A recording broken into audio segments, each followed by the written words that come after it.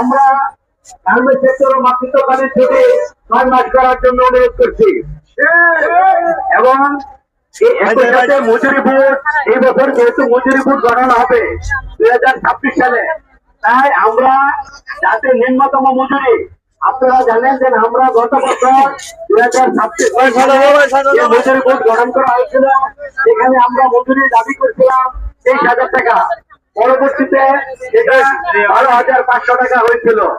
আমরা এইবার আগামী যে মজুরি এই 2026 সালে যে মজুরি বোর্ড হবে, এই মজুরি বোর্ডের মধ্যে আমরা শ্রমিকদের জন্য 30,000 টাকা নিম্নতম মজুরি দাবি করতেছি।